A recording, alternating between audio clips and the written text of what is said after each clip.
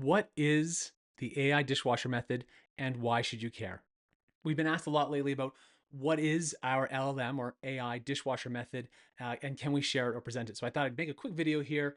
I may go all over the place. This is a little off the cuff, but I really want to get this out there. I'm just seeing so much content, so much, as they call it, AI slop, stuff that isn't who the person is, not expressing who they are. And people are just copying and pasting, which is why we say we keep seeing all over the posts. It's not just blank, it's blank.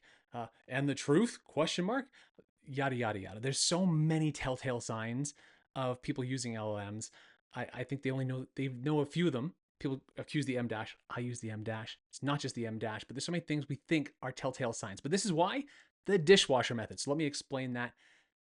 Let me slow down, actually. I'm going to explain that a little faster here. Slower, sorry. I'm just excited.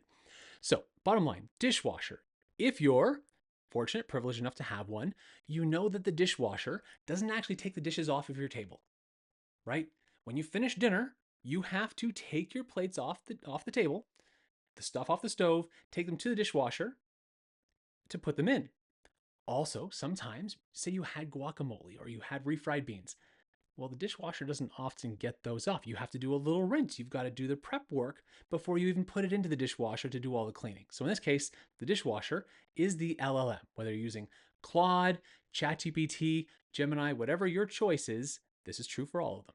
So you need to do the prep work, the initial 10, maybe 15%, taking everything off the table, rinsing what needs to be rinsed, and putting it into the dishwasher. Then you put in the soap and you run the dishwasher, and it does an amazing job, hopefully, making your dishes sparkle, clean, look amazing. And then it's finished. Air drying. Sometimes we stop it a little bit early. Oh, but what if we stopped it early? Or what if it didn't quite get the flipped over that Tupperware container that has water in it? Well, do you just put that right back in the cupboard? If a dish you didn't rinse the guacamole or refried bean bowl, you just put that in your cupboard? No. Once you open the dishwasher and you see that, you either have to dry some of the dishes, you have to now finish washing because it didn't do a good enough job, the guacamole bowl, the bean bowl, whatever else might have some food stuck on it because you didn't clean it off before you put it away. So you have to do the final 10, 15, maybe even 20%. Now, the dishwasher did the majority of the job to a lot of the dishes, but you had to do the prep work before you put it in, and you have to do the post work after it comes out to make sure it's the way you want it to be. And let's also note, not everything goes in the dishwasher. Great grandma's fine china, well, that probably doesn't go in the dishwasher. Just like maybe a birthday card shouldn't go through your LLM. There's a number of things that just should not go in there. They need that personal touch throughout, not just where we change a little bit. But that's the bottom of the line. The dishwasher method is you don't take the plates off. It doesn't take the plates off the table. You have to do the initial work. You do the initial 20%, maybe 10, 15%. It does the majority, 70%. Then you have to do the final little bit to get it done. That in the bottom line is the dishwasher method. Now, why not just copy and paste? Because it goes deeper than this. So that's the dishwasher method. I want to explain a little bit why. I'm hoping you'll have some buy-in here. In fact, when we hosted the AI lab, I just found this today actually. When we hosted the AI lab over on our old platform, the Business Growth Initiative, I had actually written up a whole process of why not just copy and paste and what to do instead. So actually, I'm going to read those off here because I'd love for you to have that as well. The first one is to dodge the AI stereotype.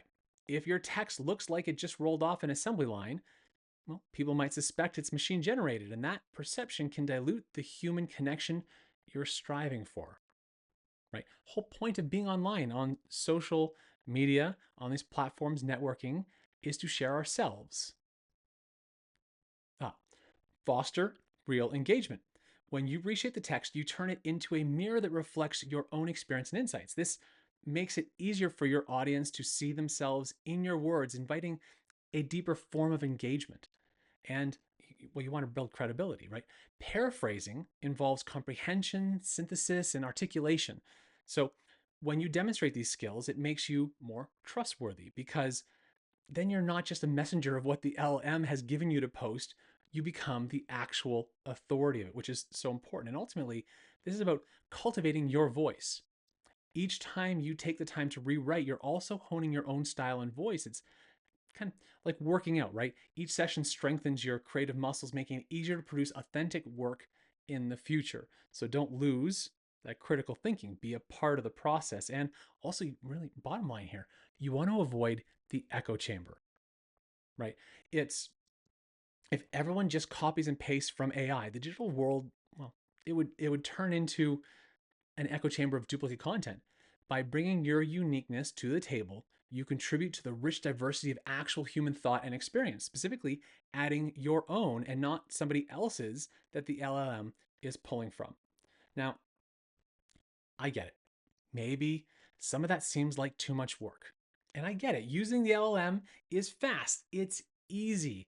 It takes a lot less work for you. That precious magical thought sponge in your head uses up a lot of energy, particularly when critical thinking. So, I want to also give you here are some ways to at least start paraphrasing, to build a habit of reading and comprehending and owning what you want to put into the world. Some other point, I'll do a video specifically on our AI responsibly process presentation we give, but at least I just want to touch on at least starting to and how to paraphrase. So,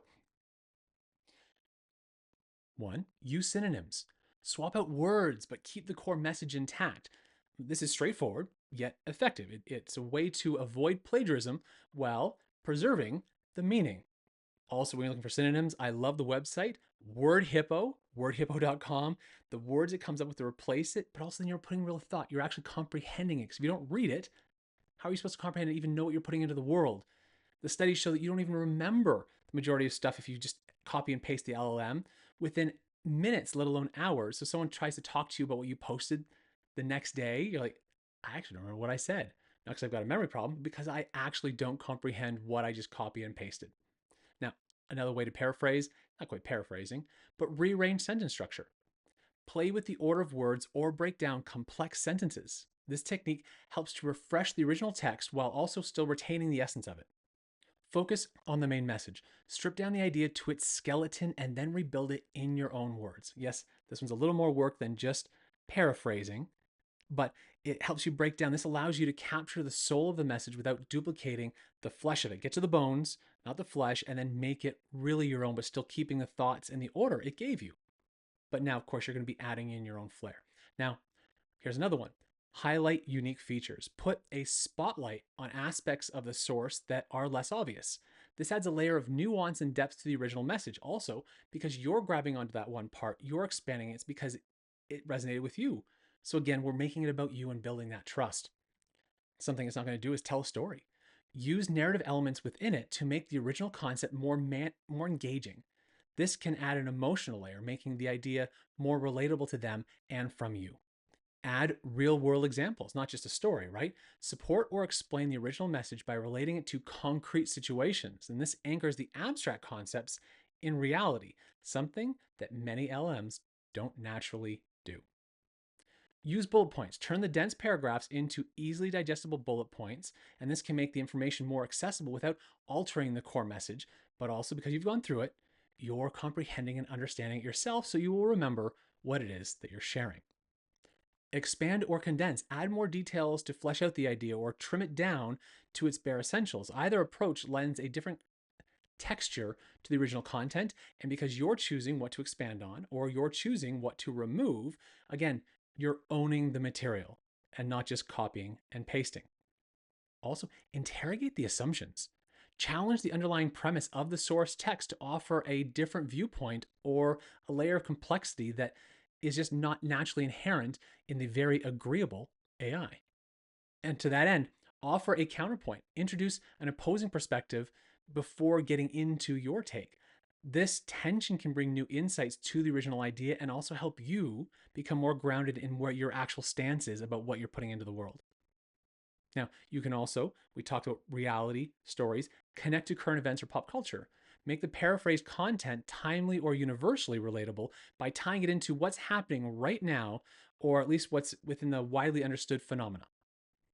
And you know what? Affect the emotional weight. Deliberately add or remove emotional cues to shift how the content is received. This can help the message resonate more deeply with your audience.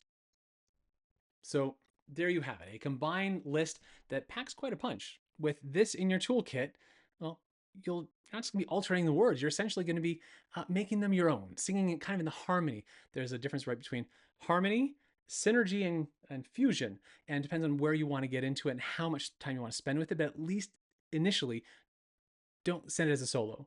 It's not a solo dance. You got to make it a dance partner, work with it, help it along, guide it.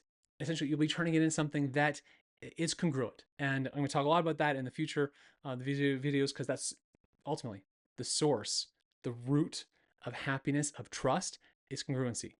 What you believe, what you say, and what you do. We want to make sure the content we're putting out into the world resonates with all of that. All right. Thank you. May life be amazing. Together we flourish. Come on back. I've got some magic tricks I'm going to show you with AI in the future.